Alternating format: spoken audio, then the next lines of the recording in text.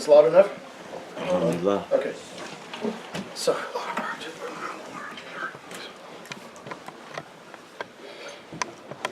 أعوذ بالله من الشيطان اللعين الرجيم. بسم الله الرحمن الرحيم به نستعين.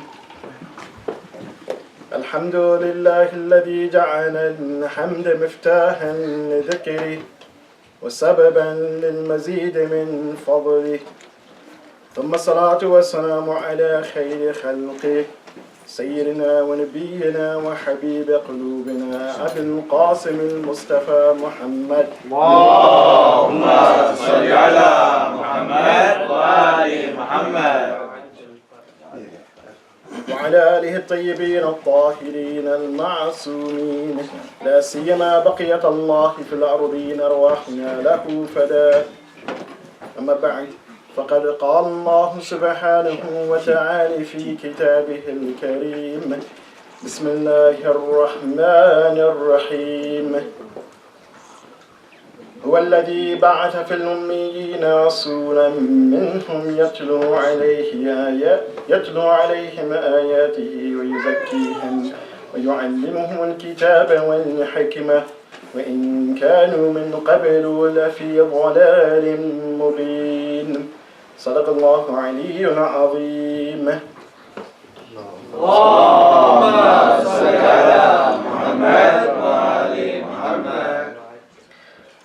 Assalamu alaikum wa rahmatullahi wa barakatuh. Wa alaikum assalam wa rahmatullahi wa barakatuh. First and foremost, I like to say that it's alhamdulillah, always a blessing and good to be among the mu'mineen and mu'minat in Syria and Maryland. And also, I'd like to say that I will give my condolences on the events that we have been commemorating for the past few weeks, which is the shahadat of Imam Hussein, his Ahlul Bayt, his companions, and the capture and incarceration of the women and children thereafter. So I give my condolences to you and for these occasions. I was requested to speak about the practical steps that we should take in order to implement Islamic values within our lives. Inshallah, we will discuss this point or this issue, but as we discuss this issue as well, we will deal with at least a part of the theory of it as well. Because again, in order to delve into the pragmatic side of something, one needs to have understanding as well. And this is something that Allah subhanahu wa ta'ala, He points out in the second verse of Surah Al-Jum'ah. That is chapter 62 of the Quran, verse number 2. Where Allah subhanahu wa ta'ala, He explains why He sent the Prophet of Allah sallallahu alayhi wa sallam. He states, هو الذي بعث في الأميين رسولا منهم. That Allah subhanahu wa ta'ala says He has sent forth, He has delegated a prophet to the common folks. Al-Ummiyin, those individuals who are common, who may not have always had the opportunity to educate themselves, nor have the means to educate themselves. So Allah subhanahu wa ta'ala, He sent forth a prophet to such individuals. For what purpose? So that He may teach them the book. And not only does He teach them the book, وَيُزَكِّيهِمْ يُعَلِّمُهُمُ الْكِتَابَ وَالْحِكْمَةِ, He teaches them the scriptures of Allah subhanahu wa ta'ala, and He instills within them wisdom. This is one of the purposes of the Prophet. Now, one of the points I want to make here, and point to one of the key words that is in this particular verse of Surah Al-Jum'ah, and that is ba'atha, the delegation of the Prophet. Because perhaps some of us have heard, or we are familiar with one of the most famous narrations by the Prophet of Allah himself, where he states, and he states his mission. What is his mission? He says, إِنَّمَا بَعِثْتُ لِأُتَمِّمَ مَكَارِمَ الْأَخْلَاقِ, that I have been sent forth, I have been delegated by Allah subhanahu wa ta'ala in order to complete the best etiquettes, the best of ethics. So this is, again, we can couple this with the this verse in and of itself, because when we think of ethics in and of itself, there are two aspects about ethics. One aspect about ethics is the theoretical aspect, where we come and we discuss about what is good manners. For example, to have patience. But in order to instill this and make it something practical, we have to understand, what is patience? And in what aspects do we have patience? And we see that the Prophet of Allah and the Ahlul Bayt, alayhim, if we refer back to their narrations, there are many dimensions of patience. Patience in face of trials. Patience with regards to worship of Allah subhanahu wa ta'ala. And these are two different aspects of patience. But if we think that, patience just means or sabr just means we're patient. So the Imams, or the Prophet and Imams, they teach that there's sabr and then masa'ib. So there's patience when you're facing difficulties and trials, you're facing hardships. That's one aspect of patience. And then there's another type of patience where it's called as-sabru ala ta'ah. So patience with regards to your worship. And just to give an example so that you will, understand completely. So when you're patient عند المصائب, meaning that you understand the difficulties that you're facing, just as Imam Hussein alayhi he faced difficulties in Karbala, just as the Ahlul Bayt, the women and children, they face difficulties and calamities after the Shahadat of Imam Hussein and his companions. So you have patience in face of these difficulties, trials. In other words, your patience should be such that you do not lose faith and you do not lose heart in sight of difficulties.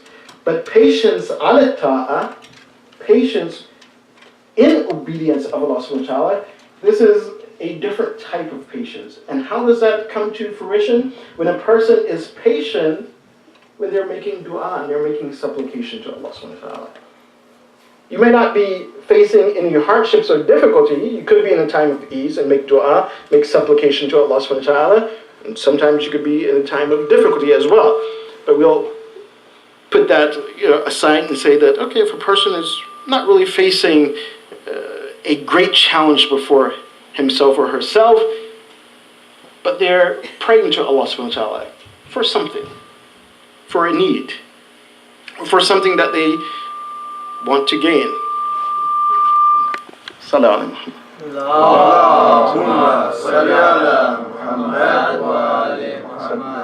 So being patient with regards to one's ibadah, one's obedience to Allah subhanahu wa ta'ala, and that means that a person is patient with regards to receiving the answer or seeing that supplication that they're making come to fruition. And not to be hasty. Unfortunately, sometimes people are hasty in that sense. We're praying, and we've been praying for years, and it hasn't come. So, I'll stop making this dua. I'll stop praying for something. And this is not what we are taught by the Prophet and by the Ahlul Bayt. You see, no? Sabru ala ta'ah. So have patience on or with regards to obedience. So this discussion, basically I gave this aside so that you will understand that etiquette or ethics, when we speak about it, there are two dimensions. One is a theoretical and one is practical. So when we speak about values, we find the same thing, a value system, which can also refer to a system of ethics, a consistent system of ethics. So how do we go about implementing those in our lives? A systematic system of ethics and taking practical steps is clearly outlined in the Quran itself, but I would say particularly in Surah Al-Jum'ah. How so? Because Surah Al-Jum'ah, when we look at it and when we examine this chapter of the Quran, on the one hand, it speaks to the mission of the Prophet that he sent forth to teach his scriptures, sent forth to instill wisdom in people. يُعَلِّمُهُمُ الْكِتَابَ وَالْحِكْمَةَ. Again, وَإِنْ كَانُوا مِنْ قَبْلُ لَفِي ضَلَالٍ مُبِينٍ. So one of the first steps that we must do in order to implement a value system or the Islamic value system in our lives is to educate ourselves. To educate ourselves with regards to what Allah subhanahu wa ta'ala He has sent forth to us. And this is very important because when we look at value systems, there are all kinds of value systems that exist in this world. Just to give two, and to kind of examine these things, Allah subhanahu wa ta'ala, He states in the Quran, or He gives us a couple of, you could say, thoughts, or how we think, how human beings think, and we select a value system. One of those places is in Surah Al-Baqarah, chapter 2 of the Quran, verse 170, where Allah subhanahu wa ta'ala, He states, Bismillahir Rahmanir Rahim, وَإِذَا قِيلَ لَهُمْ اتَّبِعُوا مَا أَنزَلَ اللَّهُ قَالُوا بَلْ نَتَّبِعُوا مَا أَلْفَيْنَا عَلَيْهِ آبَاءَنَا. It says that when the Prophet, he sent forth, or Allah subhanahu wa ta'ala sent forth his Prophet, he says, and he invited people towards the revelation, towards the Quran, towards the value system which Allah subhanahu wa ta'ala has set forth for mankind in the Quran, so when it is said to them to follow. The response of people were, no, we'll stay with that which our forefathers were on. So this is one mentality, and this is one type of value system whereby a person, he chooses to follow whatever he saw his parents do, or whatever he sees others doing, but in his, again, his lineage, his father, his forefathers. And so they don't examine and study what is being taught to them. They say, well, this is what has been handed down to us, so we follow that. And Allah subhanahu wa ta'ala, He says with regards to that, He says, when they say that, we follow that which مَا أَلْفَيْنَا عَلَيْهِ آبَاءَنَا, Allah subhanahu wa ta'ala, He gives a response to that. He says, أَوَلَوْ كَانَ آبَاؤُهُمْ لَا يَعْقِلُونَ شَيْئًا وَلَا يَهْتَدُونَ.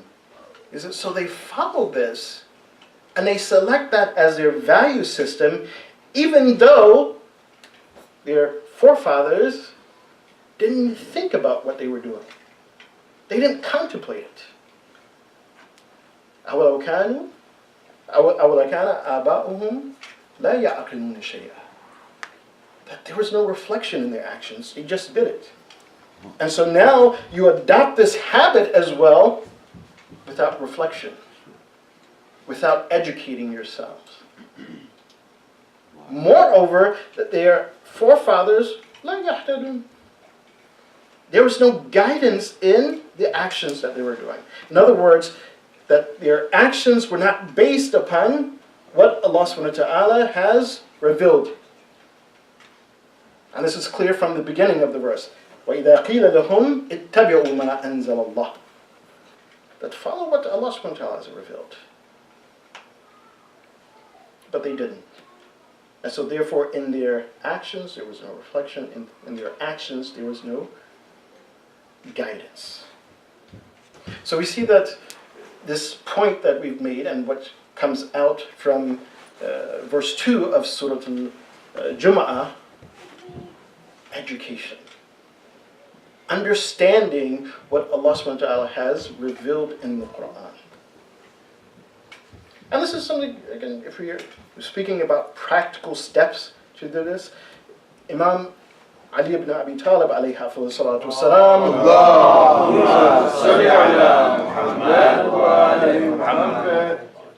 He's given us very practical advice on how to, again, to assume or take upon this education. He says, every day you should recite 50 verses of the Quran. And he says this in Nahj al-Balagh. He says, recite 50 verses of the Quran so that you will understand Allah subhanahu wa ta'ala's communication to you. That how Allah subhanahu wa ta'ala, He is trying to educate you. And I would say that even if a person, if we think that 50 verses of the Quran, because sometimes if we look at the Arabic and how some phrases are mentioned in Arabic, sometimes often, a certain number is mentioned. And at times it could be literal, at times it could be not literal. In any case, if a person is able to recite 50 verses a day, then that would be great. If one is not, then you can shorten it. 40, 30, 20, 5 even. Because if we are not understanding Allah subhanahu wa ta'ala's communication to us, then how do we expect to live by the value system of the Quran? To live based on the actions or the major mission of Rasulullah. He says, إِنَّمَا بُعِثْتُ لِأُتَمِّمَ مَكَارِمَ الْأَخْلَاقِ. And where's the ethics and the akhlaq of the Prophet found? It's in the Quran.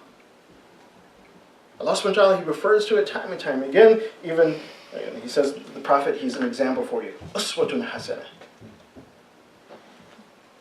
He says that the Prophet, that لَعَلَى خُلُقٍ عَظِيمٍ, that he exemplifies the best manners. So if we're not understanding that communication, then how do we expect to, again, truly follow the Prophet? How do we expect to, again, to take on a practical dimension of Islam? Again, going back to Surah Al-Jumu'ah, and this is why I'm saying that Surah Al-Jumu'ah, it gives us the framework for, again, implementing practical steps and educating, or practical steps of adopting the value system of Islam. Because Allah subhanahu wa ta'ala, He says in Surah Al-Jumu'ah, again, after He points out that the Prophet's mission that he is teaching, he's educating people who didn't have an education before. People who did not understand what Allah subhanahu wa ta'ala wanted from him. But also in Surah Al-Jumu'ah, Allah subhanahu wa ta'ala, He uses the example of individuals who, they heard the scriptures. They knew from before. He says, مَثَلُ الَّذِينَ حُمِّلُوا التَّوْرَاةَ ثُمَّ لَمْ يَحْمِلُوهَا كَمَثَلِ الْحِمَارِ يَحْمِلُ أَسْفَارًا. So yeah, there are some who came before you who, again, they had the scriptures of Allah subhanahu wa ta'ala. They had the Torah, or they had the Injil. Particularly, he says the Torah, so they had it.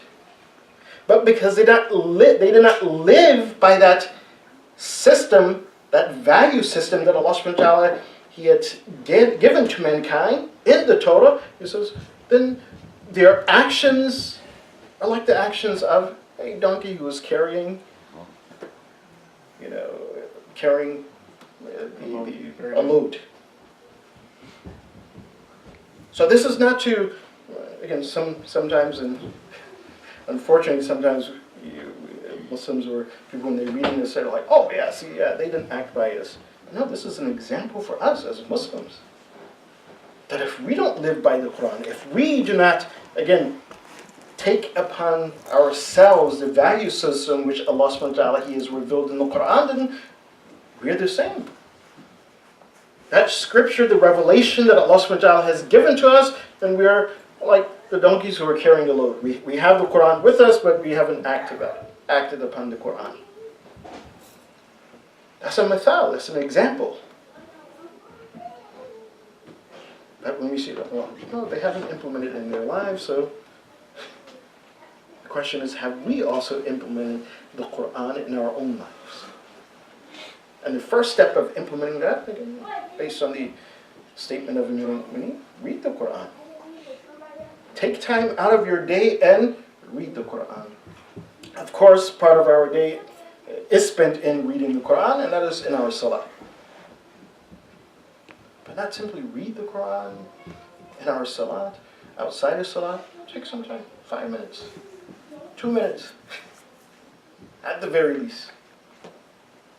And understand Allah subhanahu wa ta'ala's communication. Reflect upon the Quran. And it's not, we get this question quite often. Some people ask, should we read the Quran in Arabic or should we read it in English?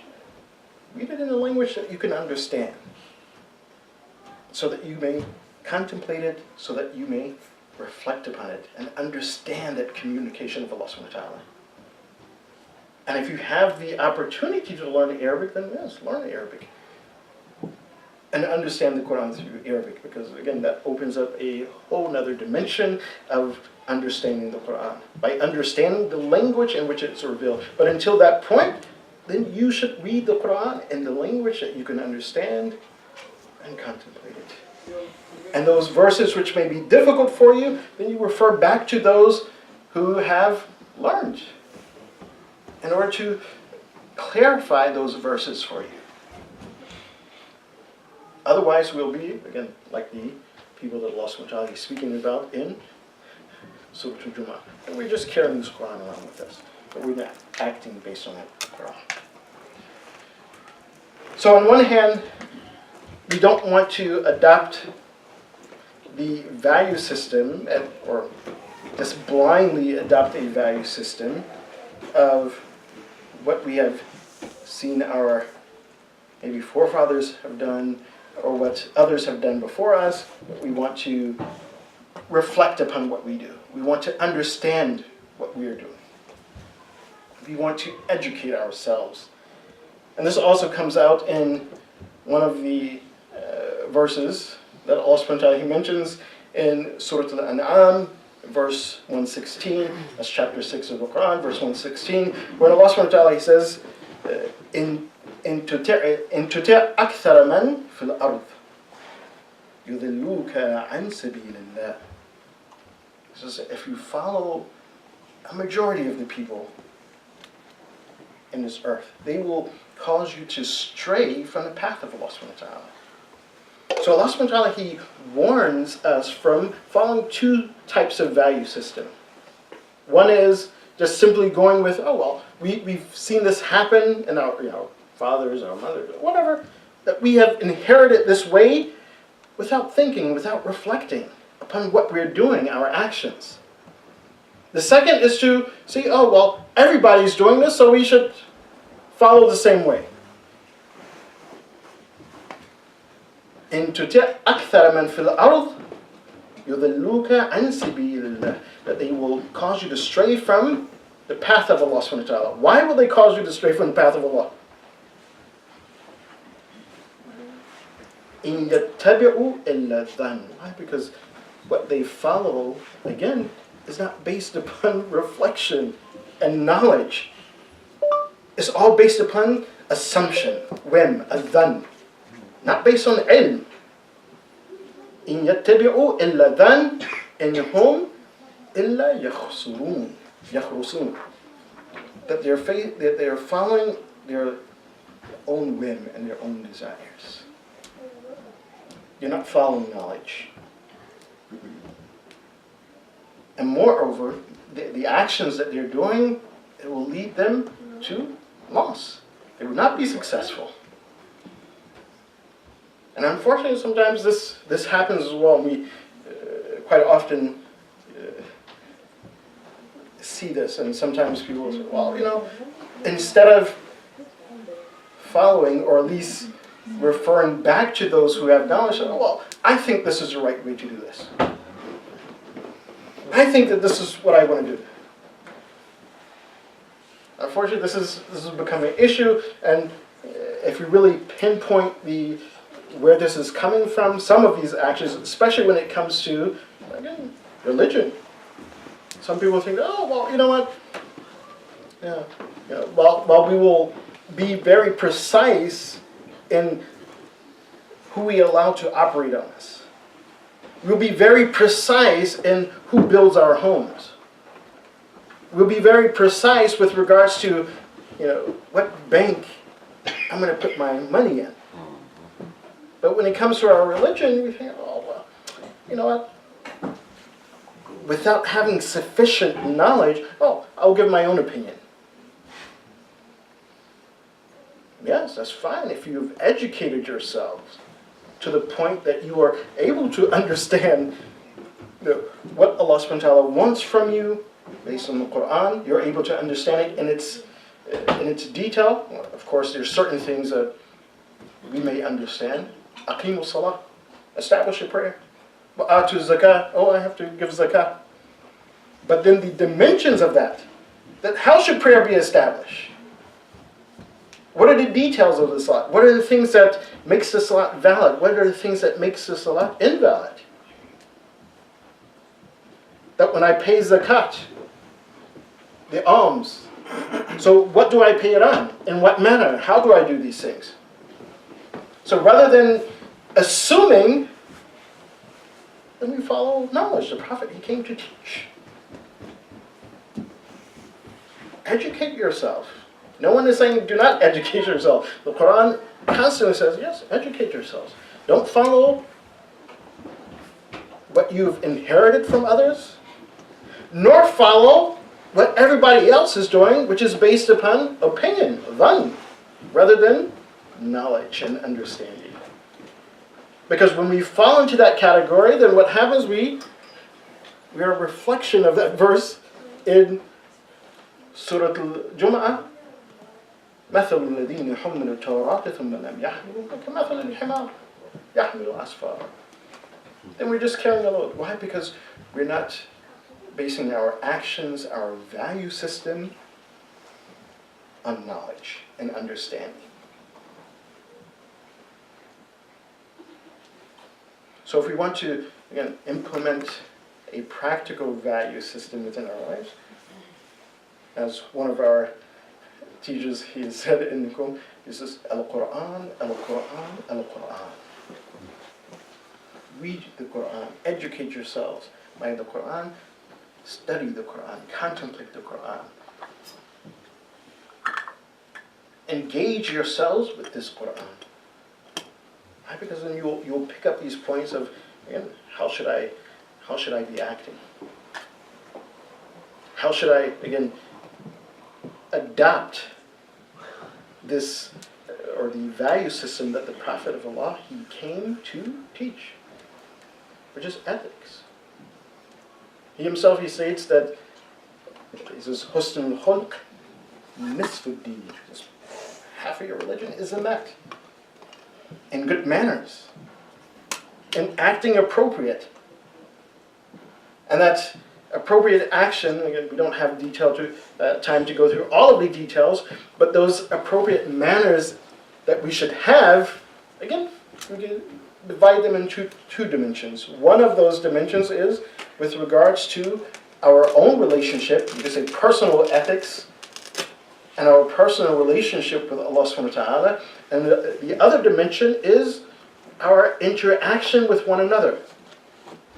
And again, the Quran gives us the foundation for that. Surah Al-Jum'ah itself gives us the foundation of that. Where in Surah Al-Jum'ah, when Allah subhanahu wa ta'ala, he speaks to the believers themselves, he says, Ya ayyuhalladhina amanu, إِذَا نُودِيَ لِلصَّلَاةِ مِنْ يَوْمِ الْجُمْعَةِ فَاسْعَوْا إِلَى ذِكْرِ اللَّهِ وَذَرُوا الْبَيْعَ. Again, with regards to your personal ethics and adopting that value system, if you want to practically adopt the value system of Islam, we're summarizing here, what we can learn from Surah Al-Jum'ah is one, to educate ourselves, and educate ourselves with regards to the Quran, the scriptures of Allah subhanahu wa ta'ala, and when we know how to implement that in our lives, that is the hikmah that our Prophet is teaching. How do we implement these things in our lives? What we also learn is that salat should become the center of our life. That we often, again, we can measure this in our lives. That if we look at our daily schedules, what do we organize our schedules around? Do we organize it around our work schedule? Okay, I work from this time to this time, and then I'll fit everything else into my work schedule, which is including the salat itself. Or do we make the salat the center of our time? And then we work everything else within that schedule. Okay, well, I have to pray at this time. Fajr, I pray at this time. Dhuhr and Asr comes in at this time. And so everything else functions around that time. Okay, I wake up, I make my Fajr, I eat my breakfast. Then I go to work, yes. But then it's time for Salat, so I'm going to take my break at this time. I'm going to make my Salat. Or do we say, well, yeah, I wake up, my focus, in order for me to get to work, I have to wake up at this time. Not in order for me to make my salat, I wake up at this time. No, in order for me to get to work on time, I have to wake up at this time, eat breakfast at this time. So again, part of this is, again, the perception in which we look at our lives. Yeah, we can fit everything in, our work schedule, our family time, or whatsoever.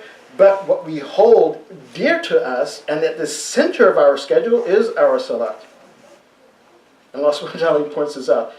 يا أيها الذين آمنوا إذا نودي للصلاة من يوم الجمعة فاسعوا إلى ذكر الله. That when you're called to pray on Friday, it says, hasten, hurry, go and pray.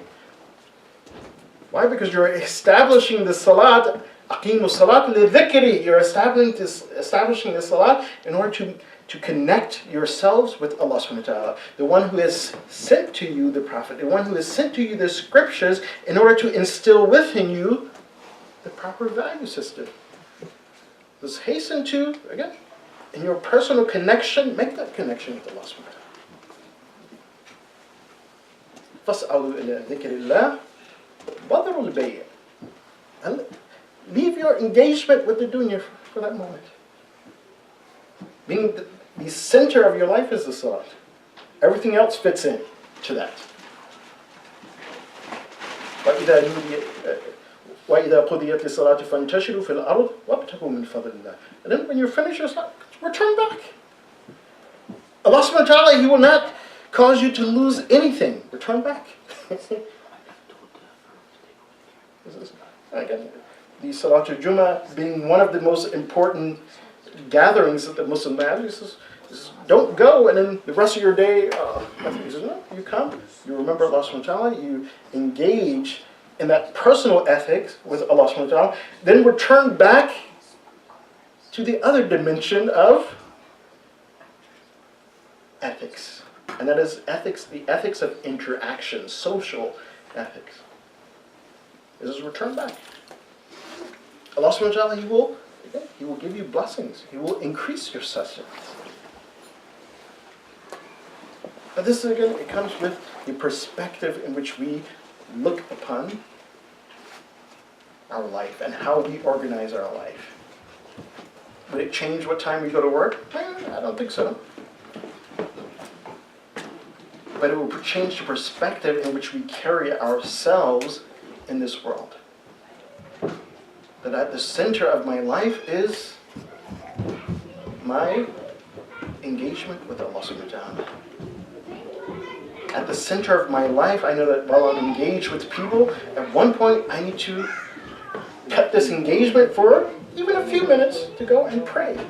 To make my relationship with Allah subhanahu wa ta'ala stronger, because this will make my relationship with others that much more stronger. I will learn and have the value system that Allah subhanahu wa ta'ala He has given me. Why? Because even for those moments that we are reciting the Quran in our salat. And again, we shouldn't engage in the salat without reflection, without trying to understand what we're saying. Or if we can't understand the Arabic, at least understanding who we are standing before. So this is, again, having the Quran and Salat at the center of our lives will help us to implement And this is a practical step of implementing the Islamic value system in our lives. This is something that Amir al-Mu'mineen Ali ibn Abi Talib alayhi salatu wasalam, Allahumma salli ala Muhammad wa ali Muhammad.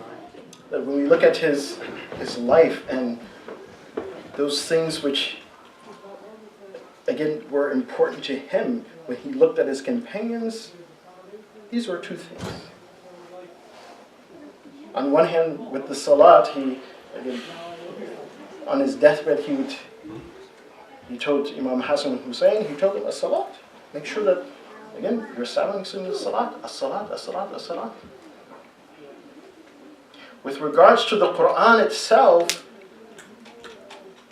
there's one incident where Amir al-Mu'mineen, and this comes after the shahadat, the martyrdom of Ammar ibn Yasir. Imam Ali states, this is, أَيْنَ إِخْوَانِيَ الَّذِينَ. He says, where are my brothers? أَيْنَ إِخْوَانِيَ الَّذِينَ تَلُوا الْقُرْآنَ. Or, excuse me, أَيْنَ إِخْوَانِيَ الَّذِينَ رَكِبُوا الطَّرِيقَ وَمَضَوْا عَلَى الْحَقِّ.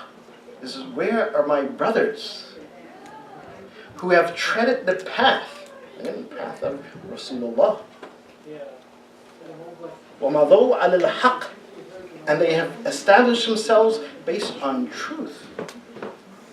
And he says, أَيْنَ الْعَمَّارِ أَيْنَ عَمَّارِ. He was talking about Ammar Yasir. This is when you look at the life of Ammar Yasir, he's not one of the ma'asumeen, but again, he lived his life based on the value system that he learned from the Quran and Rasulullah sallallahu. And it said that when he was stating this, at that point he grabbed his beard and he began to cry. He began to weep. This is أَوْوَ عَلَى إِخْوَانِيَ الَّذِينَ تَلَوُوا الْقُرْآنَ وَتَدَبَّرُوا تَلَوُوا الْقُرْآنَ فَأَحْكَمُوهُ وَتَدَبَّرُوا الْفَرْضَ وَأَقَامُوهُ وَأَحْيُوا السُّنَّةَ وَأَمَاتُوا الْبِدْعَةَ. He says, whoa, and what has happened to my brothers who have read the Quran? They've read the Quran, وَأَحْكَمُوا, and they have established it. They have, again, implemented the wisdom of the Quran in their lives. They have made it a firm part of their lives. And then they have contemplated تَدَبُّرُ الْفَرْضِ وَأَقَامُوهُ. And then they have contemplated the obligations, the rights that Allah subhanahu wa ta'ala speaks about in the Quran. And this is very important. He says, تَدَبُّرُ الْفَرْضِ. Farḍ often means farida, the obligations. Those things which Allah subhanahu wa ta'ala has made obligatory or He's prohibited you from, that they not simply gathered them, but they reflected upon them. وَأَقَامُوا. And they established them. They established their lives based upon those obligations, those duties that Allah subhanahu wa ta'ala has mentioned to them in the Quran. وَأَحْيُوا السُّنَّةَ وَأَمَاتُوا الْبِدْعَةَ. And they have given life to the Sunnah, to the way of life of Rasulullah, to his tradition, to his, again, his lifestyle. And they have destroyed, they have gone against and opposed bid'ah. Innovations which are incorrect and against the Sunnah of Rasulullah. And if we truly understand the mission of Imam Hussein alayhi salatu wasalam in Karbala, it was for this reason. To establish and to revive the Sunnah of Rasulullah.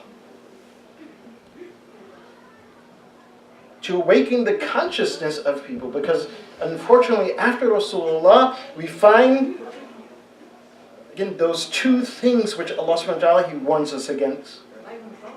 On one hand, is simply following and blindly accepting what the person's forefathers have done, and we find this in Yazid himself, when he was in the court, and actually he has written poetry on this, that today he has taken revenge for what happened when the Prophet, he came and he began to teach Islam.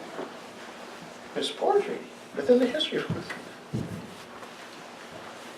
That he wanted to continue to follow what his forefathers have done. بل نتبع ما ألفينا عليه آباءنا.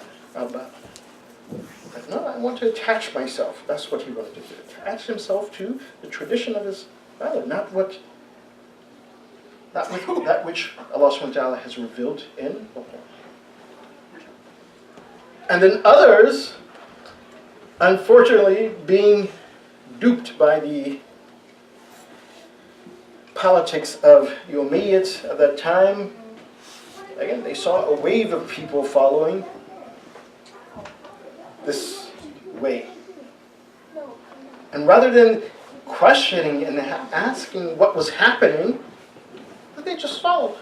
And Allah subhanahu wa ta'ala, He warns us against that. In tuti' akthara man fil ard yudilluka an sabilillah. That if you follow what a majority of people are doing, they will misguide you from the way of Allah subhanahu wa ta'ala. And this is exactly what we see in the history of Karbala and in the aftermath of Karbala. Some wanted to, again, reestablish the old tribal system, which, again, got somewhat reestablished in the Umayyad dynasty, and others were just following along.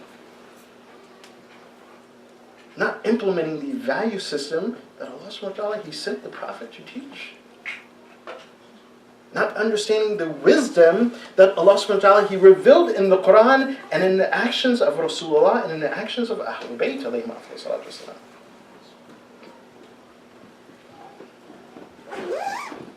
And this is why we see what happened not only in Karbala, in the aftermath of Karbala, and in one of the most tragic moments of this whole event. And that was in Damascus, as Imam Zain al-Abidin alayhi he stated that whenever he was asked that, what was the most difficult moment? He said, Asham. Damascus. But why Damascus? Was it not difficult for the Imam to bear, who was sick, to watch what happened to his family, his father, his brother, his cousins being massacred? Was it not difficult that the Imam, he would see the women of Ahlul Bayt running from tent to tent, their tents being put on fire? Was that not difficult? So what was so difficult about Damascus? Was it not difficult that the Imam, he sees the earrings of his sister being snatched from her ears? All of this happened, but he said Damascus, Asham, that this was difficult. And it was difficult because when we look and we examine that what happened when the Ahlul Bayt, they were entering to Damascus, as one of the companions of Rasulullah himself, he states that I was there, I was actually passing through Damascus, going to Bayt al-Maqdas. He was going to Palestine. And this is Sahl ibn Sa'ad. He said that I was passing through, and he said, I saw the atmosphere in Damascus. He said, it was a strange moment. That he saw some people cheering and happy, beating drums as if there was some sort of Eid, some sort of party, celebration. He says, and he saw that other people were saddened, they were crying. So he went forth, he asked, he says, what is going on here? Is there some sort of Eid, or what is happening in Damascus? And he was told, he says, have you not heard? Have you not heard that يَحْدُونَ بِرَأْسِ الْحُسَيْنِ إِلَى الشَّامِ, that the head of Imam Hussein, the head of the grandson of Rasulullah, has been placed on a spear and is being ushered into Damascus. Sahl ibn Sa'ad, he went forth, he was like, where is this happening? So he went forth, it says, the 6th gate of Damascus. He went forth to find out that what is happening? He says, he has seen Rasulullah in his lifetime. He has seen the young Hussein in his lifetime. And he saw how Imam Hussein was received by Rasulullah. He says, how is this happening? So he went forth and he saw the caravan. He met the caravan. Sahl ibn Sa'd himself, he says that when he saw this, he went forth to Imam Zayn al-Abidin. He knew that this was the son of Imam Hussein. He says when he went forth, he saw that the son of Hussein was in shackles. His hands were shackled. His neck was shackled. And he introduced himself. He says, I am Sahl ibn Sa'd. I am among the companions of Rasulullah. I've seen Rasulullah in my lifetime. And tell me that what can I do for you? What can I do to ease this pain and this difficult situation? So Imam Zayn al-Abidin, he asked Sahl ibn Sa'd, he says, two things. He says, first, he says, if you can go to the people who are ushering the heads of our menfolk into the city, so because the heads were between the women, and the women, they were unveiled, they had no hijab. He says, tell them to take the heads ahead of the women, so people are not gazing upon our women. These are the daughters of Rasul, of the household of Rasulullah, that they were unveiled in this manner. So Sahl ibn Sa'd, he said he went and he did this. And then he came back to Imam Zayn al-Abidin, and he says, tell me that what can I do to ease your difficult situation? Imam Zayn al-Abidin referred, he says, Ya Sa'd, Ya Sa'd. هل عندك ثوب عتيق? He asks him, he says, do you have an old piece of cloth or cloth? And then Sahl, he says, this is strange, that why are you asking for an old piece of cloth? He says that I've seen that the family of Rasulullah, that when they give charity, they give the best of clothes to people. But you are asking me today for an old piece of cloth. And he says, why? So Imam Zayn al-Abidin, he says, حَتَّى أَضَعَهُ تَحْتَ الْجَامِعَ. He says, so that I can put it under the shackles that is around my neck, just to ease the pain that the shackle is creating around his neck. So Sahl ibn Sa'd, he went forth, he gave Imam Zayn al-Abidin this cloth. He says he himself, he helped Imam Zayn al-Abidin to put the cloth around his neck in order to ease the pain. He says that when he pulled the shackle slightly, he said he could see blood running from the neck of Imam Zayn al-Abidin. And tell me, that what sight could this have been? What a sad moment in the history when the grandson of Rasulullah is treated in such a manner. That the orphans from the household of Rasulullah are treated in this manner. Was not the Prophet himself, as Allah subhanahu wa ta'ala said, that we have found you yateem, we have found you an orphan. And he ordered the Prophet, he says, Amma the yateem fala taqha. Do not treat the yateem, do not treat the orphans in a bad manners. But how was the orphans of the household of Rasulullah treated in Karbala? How were the orphans of the household of Rasulullah treated in Damascus? This was a sad moment in the history of Islam. إن لله وإنا إليه راجعون وسيعلم الذين ظلموا أي منقلب ينقلبون اللهم بحق هذه المجلس الحسيني اغفر ذنوبنا واستر عيوبنا واقضي حوائجنا واشفي مرضانا وارحم أمواتنا وعجل فرج مولانا صاحب العصر والزمان وجعلنا من أوانه وأنصاره والمستشهدين بين يديه وتحت لوائه بحق محمد وآله الطاهرين. O Allah, by the right of this gathering and the remembrance of Imam Hussein alayhi salam, cover our shortcomings and forgive our sins, grant us our needs, cure those who are ill among ourselves and among the mu'mineen and mu'minat in this world.